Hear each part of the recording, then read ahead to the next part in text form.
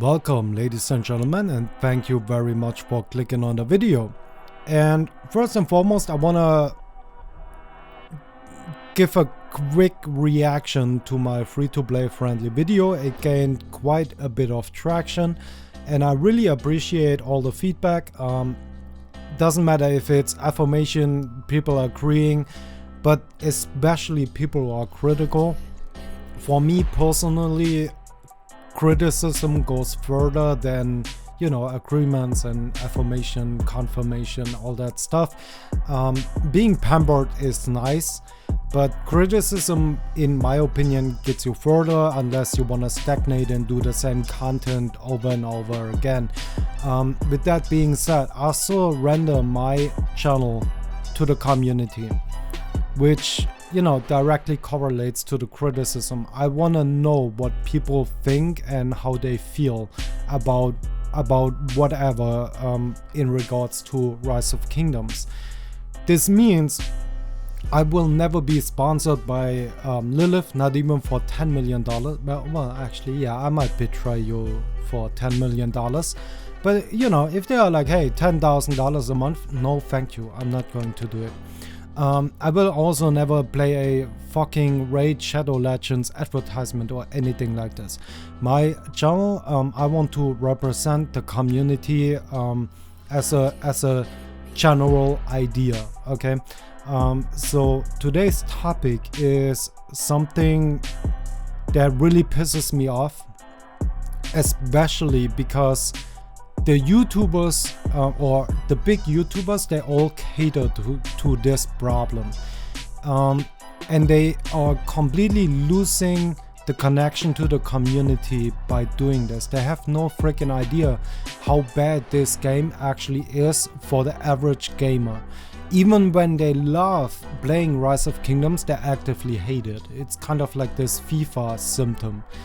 So I said in my free-to-play friendly video, when you make a statement, you need good reasoning, otherwise you have no value with the statement. So for example, when you say, hey, Cristiano Ronaldo is the best football player ever.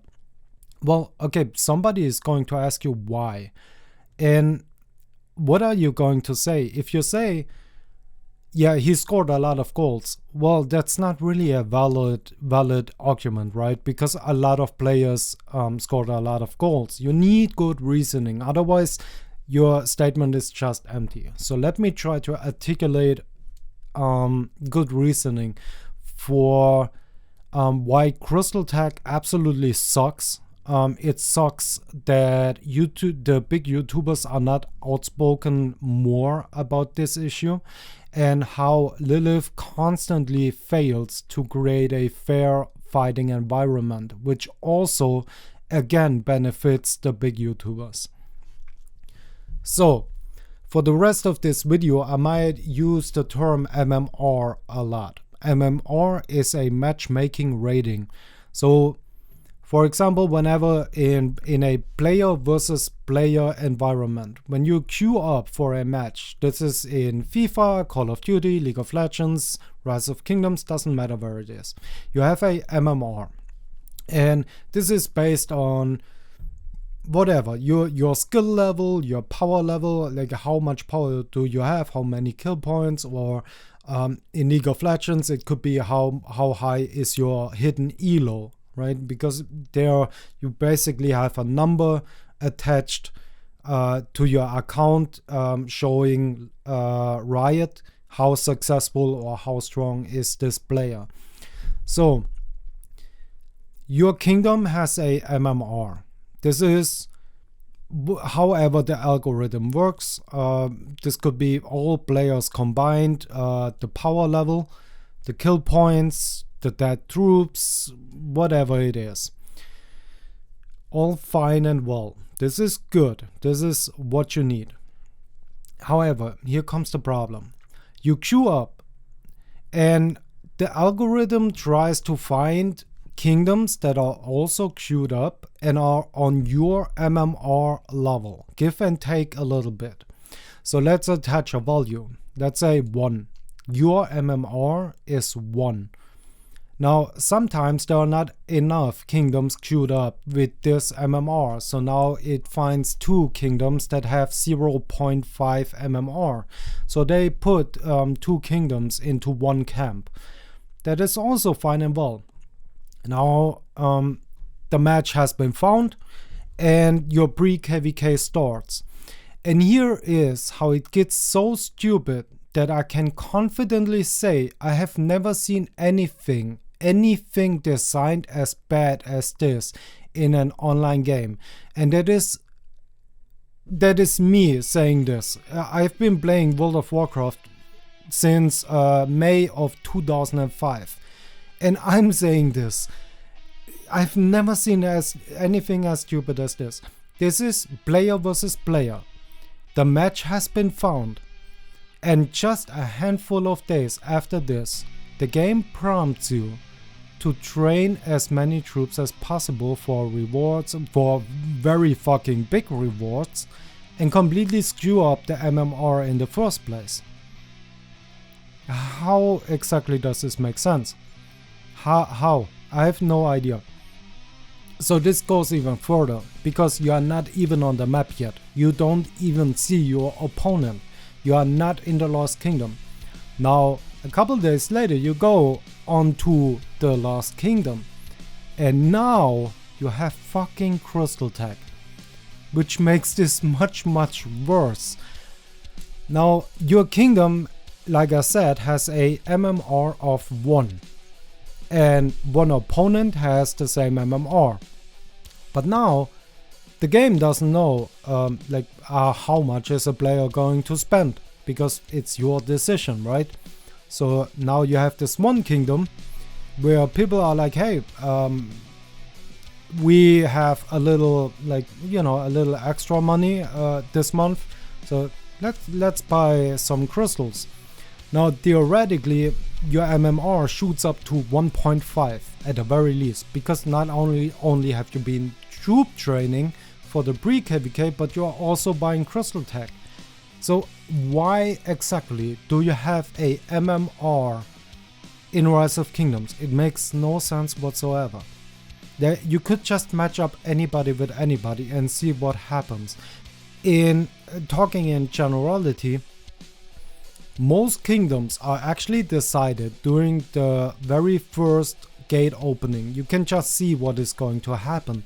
I've even seen this when I was in a KVK with 1254 and 556 or 556, yeah.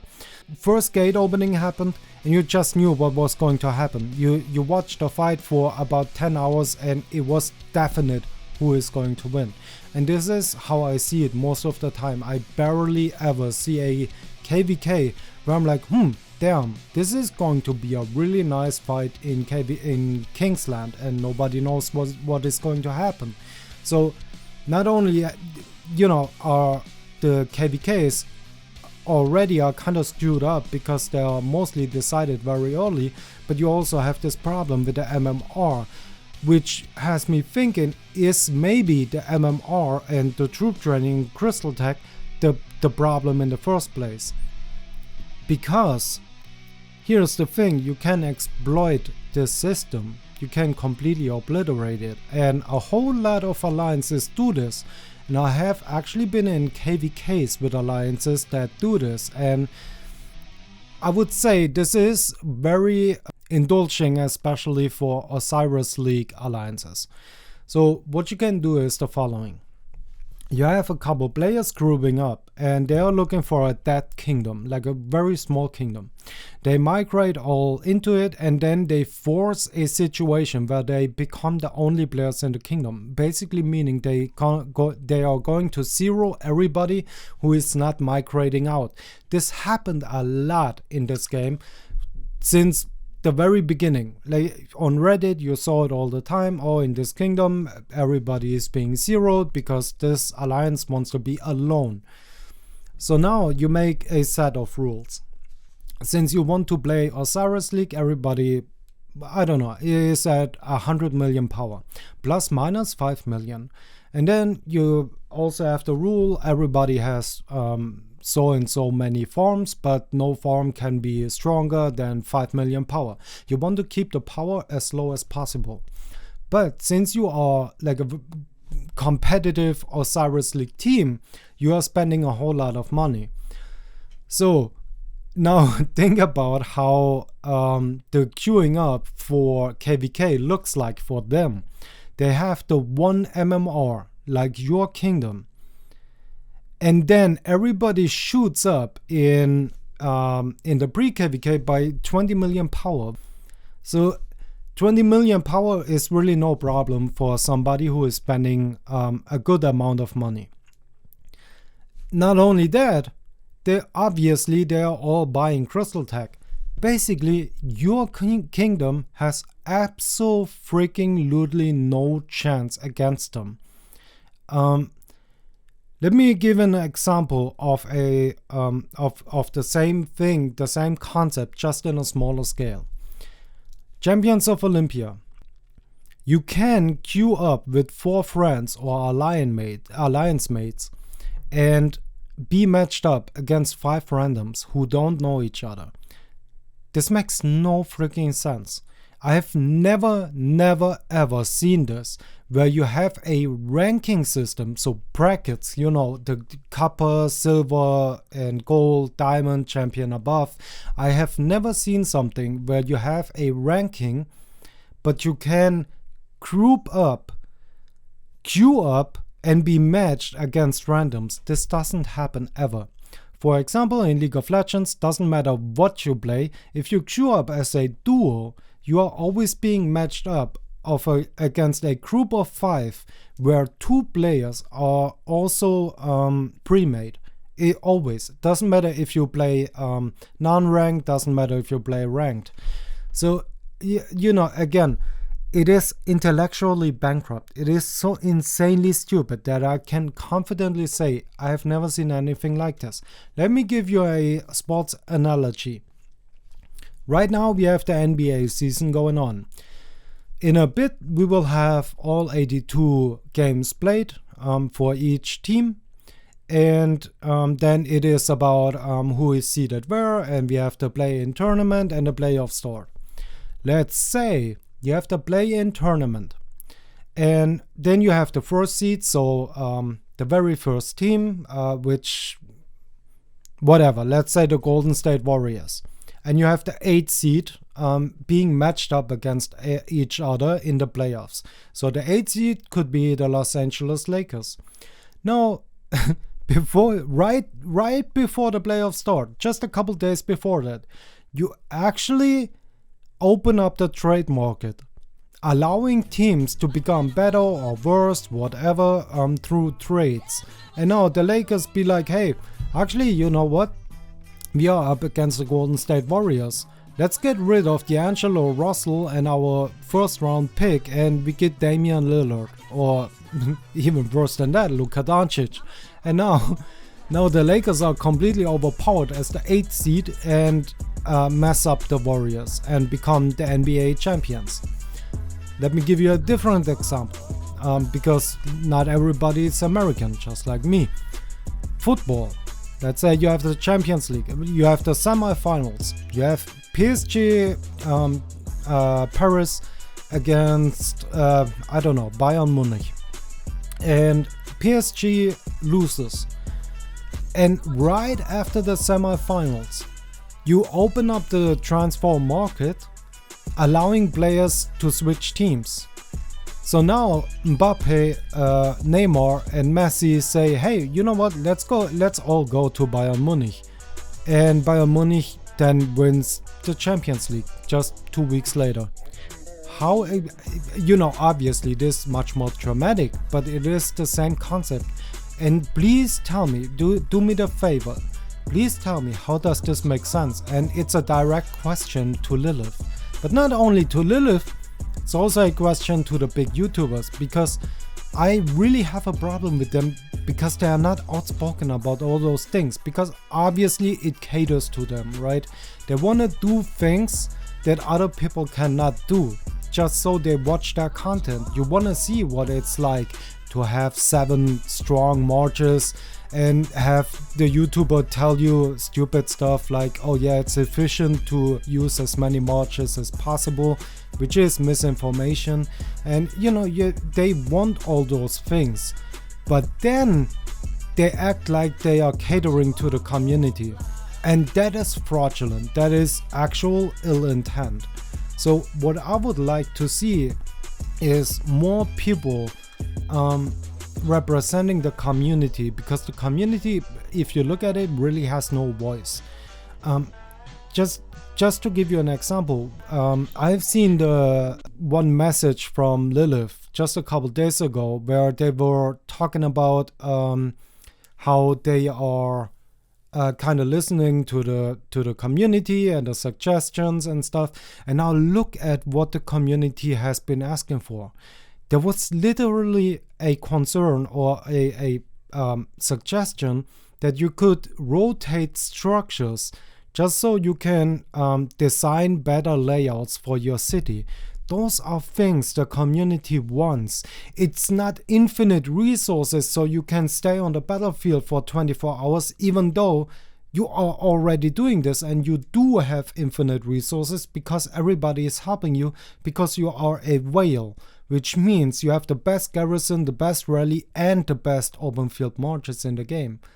So, you know, I would like YouTubers to get off their high horse a little bit and actually listen to the community, because there is a big fucking disconnect and nothing will change if these YouTubers are not changing. If they are not outspoken about these problems, nothing is going to change. So if you are somebody who is watching those big YouTubers, I suggest in the future, instead of, you know, like whatever people talk when they are in their live streams, but maybe next time go in and just, you know, ask about crystal tech, and ask again and again and again and again. And I will tell you, these people, they don't want a change.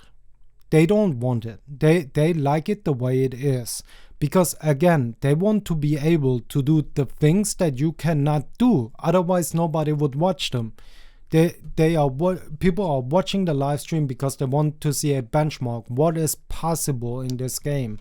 So yeah. Anyway, maybe yeah, I would assume it transpires. I'm quite a bit passionate about this because yeah, it pisses me off. Because I feel like the community is being betrayed, because everybody claims they care about the community and they are listening and we are here for you. But yeah, no, like, I'm sorry, but I don't feel represented by any of the big YouTubers, even though, I mean, I don't really watch their content, but when I do, like, no, I'm sorry, but nobody is talking about the issues that I and other people, other normal people in the game really experience from a day-to-day basis. So yeah, that would be everything about this topic. Also, I'm going to have a video coming up in 1 or 2 days that is directly correlating to this video, where I am actually talking to the community and see what their grievances actually are. So yeah, be on the lookout for that one, and thank you for watching.